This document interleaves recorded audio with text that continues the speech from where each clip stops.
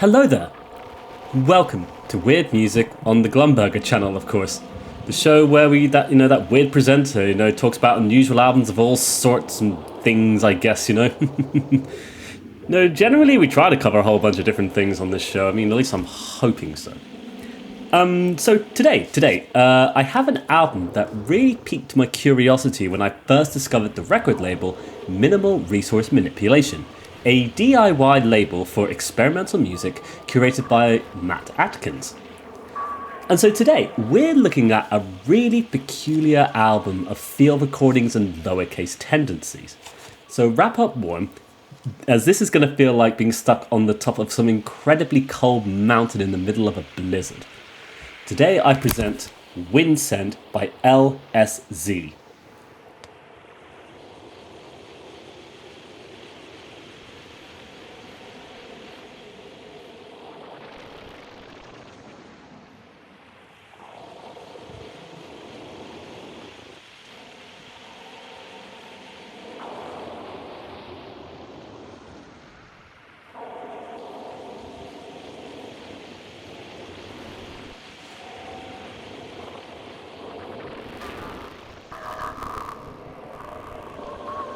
So, let's of course ask the question to start this all off. Who is LSZ? Well, LSZ is one of a handful of monikers for experimental composer Brian Grainger, with LSZ seemingly being an alternative name for his project Limestone Ziggurat.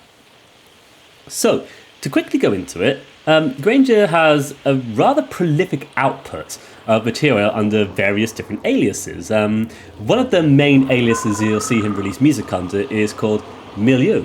At least I think that's how it's spelled. No idea, of course.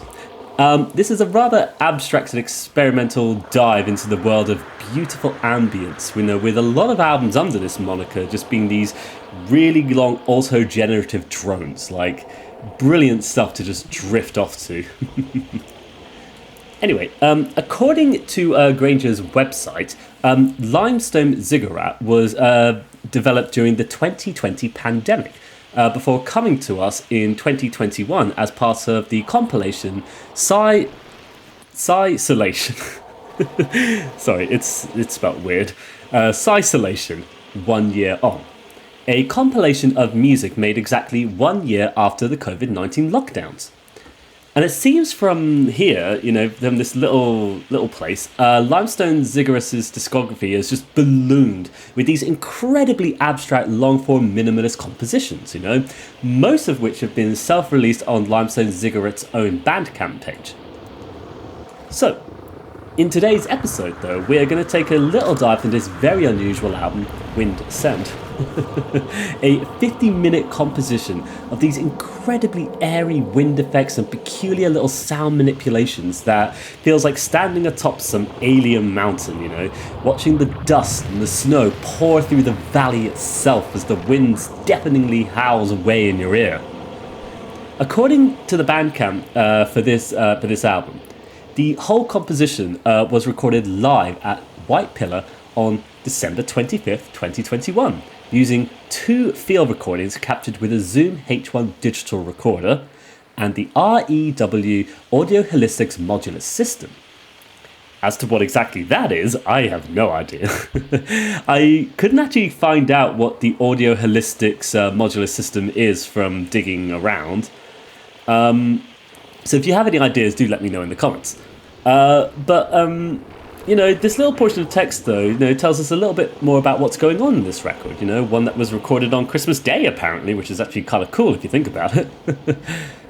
I have to say, though, knowing that it kind of, that it was recorded on Christmas Day, it kind of actually gives a little bit of context, I feel, to sort of the vibe, of this album's offering to us, because when you listen to Wind Send, it's so just it just feels like the weather bombarding you, and it's got this really icy, chilling presence to it across its 50-minute runtime.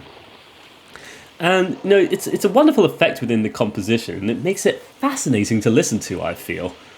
Especially when you start hearing the incredibly wild oscillations, though, as the sounds start being, pushed through, squelching away as they become distorted by the very effects that they're being pulled through, essentially.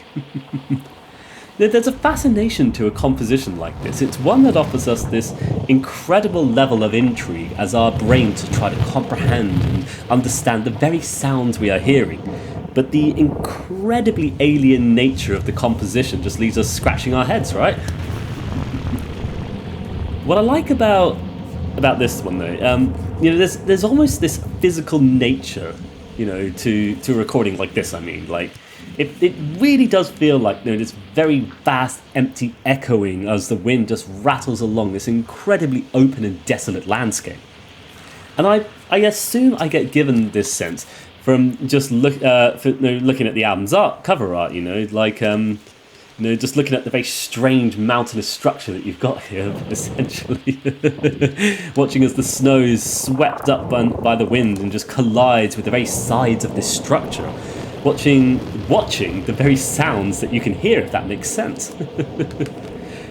I should say as well, this has been cropping up a lot in some of these more recent little videos we've been doing recently, but once again, this is an album where I was drawn into it immediately from the album's artwork, of course, Something about this incredibly strange mountain just looming up, stretching upwards and looming overhead, It's got these incredibly straight, angular edges and this really cold, wintry landscape that it's all inhabiting.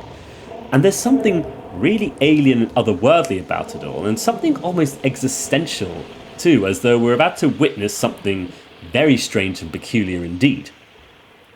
But as to what is going on, it's incredibly hard to say, The Bandcamp, it offers us some text from Grainger, which does, accompany a release and gives us a bit more context, but it doesn't really explain anything else, really, I feel like all it does is add more to the enigmatic and strange mystery of this very album experience. So we're going to just dive into it a little bit, shall we? There's a little bit of text that accompanies this album that, once again, strange esoteric text for strange albums.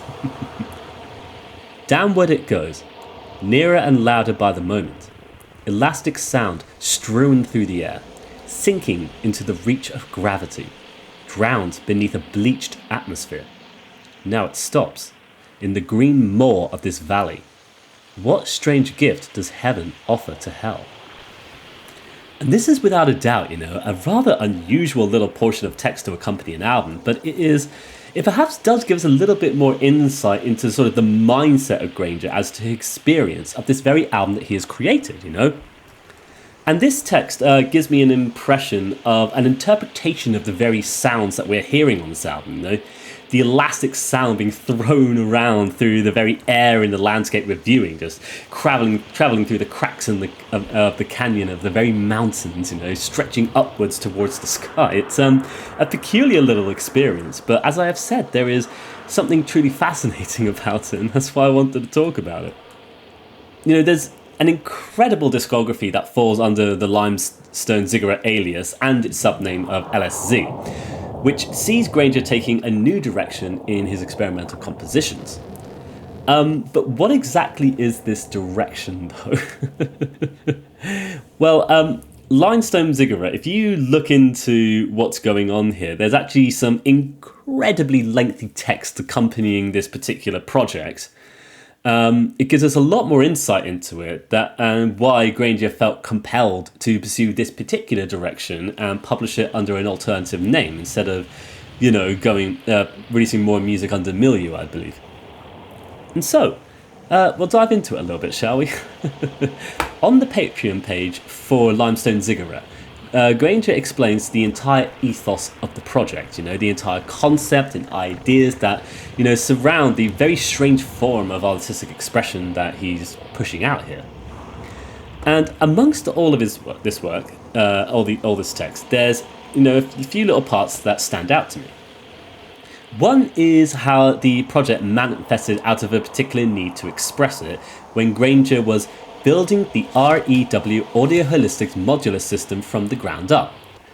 The need apparently was from a desire to have a project that focused entirely upon modular improvisation, but beyond the sonic provenance. And it's interesting, this form of expression allowed Grainger to focus much more on abstract concepts, apparently, such as political protest and activism, following on from a concern as the world plunged itself into chaos, apparently. And this was apparently something not being explored within the very project of Milieu. If you listen to Milieu albums, they're very gentle, serene, beautiful albums. But you listen to Limestone Ziggurat, and it's all just this confusing, just stuff happening, and it's very odd and weird, and different concepts being explored. As well as this, though, there is another text from Grainger that also explains more about the project, essentially. And so, Grainger mentions that as his needs and concerns grew, this came with it a reintroduction into the world of marijuana usage. What I find interesting is how out of the hundreds and hundreds of releases he has produced, only one was published whilst under the influence of any substance, he says. And so he then goes on to explain that Limestone Ziggurat is a project dedicated to producing improvised sound while stoned, essentially. And I think there's something amusing about that, truth be told, but there's an interesting idea behind it, and he goes on to explain how in doing so, Limestone Ziggurat becomes this project that's completely free from any of the boundaries or constraints of time, genre, form, or even rules of production, apparently. It's as though the only prerequisite is Grainger's lack of sobriety during the improvisation stage of composition, essentially. And as a result, you get this incredible and very large, varied body of work that explores so many different concepts and ideas where literally anything can happen as a result, right? There's also one more thing worth mentioning, though, about this little album. It pertains to this particular album.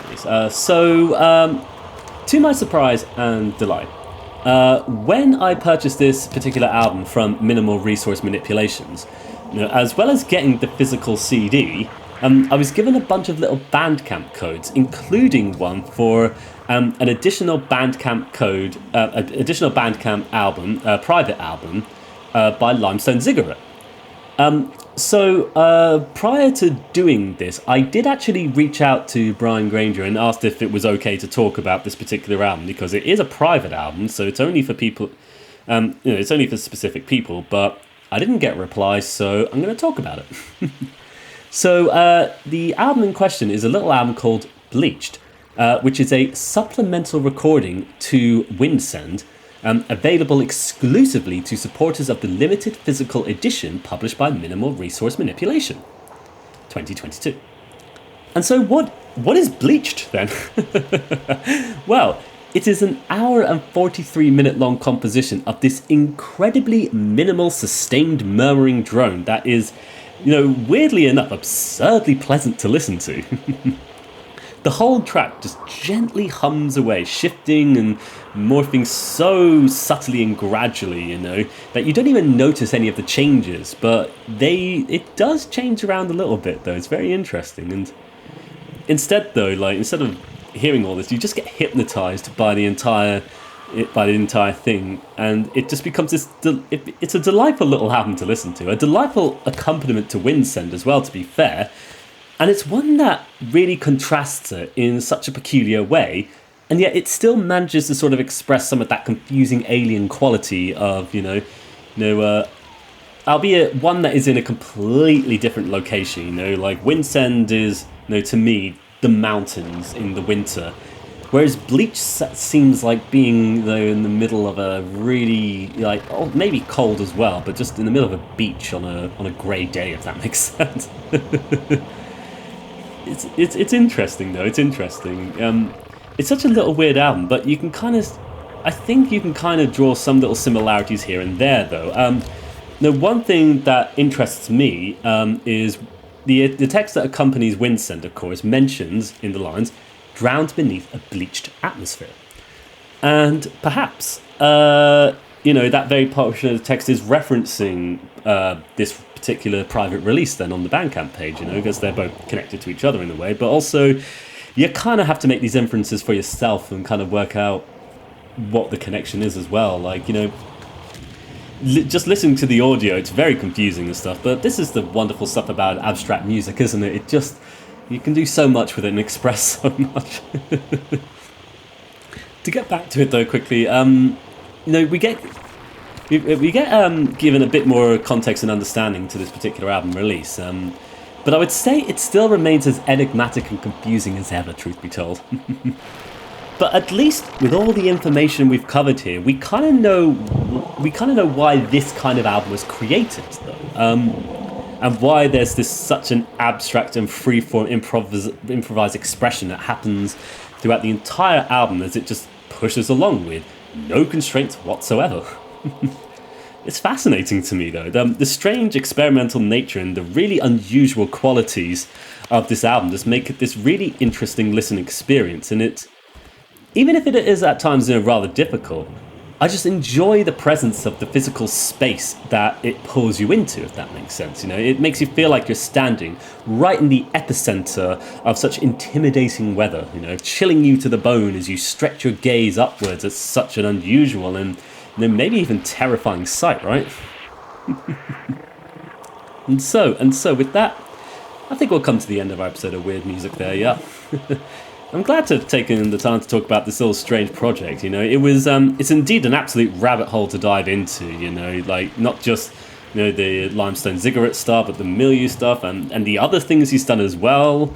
Like Coppice Halifax, I think, is another project of his. Just so much work from this guy. Just pushes it all out, basically. Just this plethora of releases. And they just no doubt just form these really absurdly existential and strange experiences the more you dive into it, basically.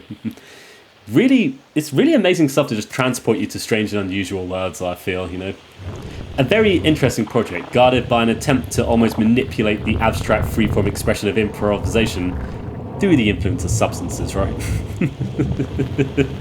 To be fair, people have been using substances, to influence their music for, probably centuries, right? It's just interesting. I just find it quite interesting how it resulted in this little project for Brian Grainger. Like, what a peculiar project. And so with that, I'd like to thank you for watching today's episode of Weird Music. I wish you all the best. Take care and bye-bye for now. Bye-bye.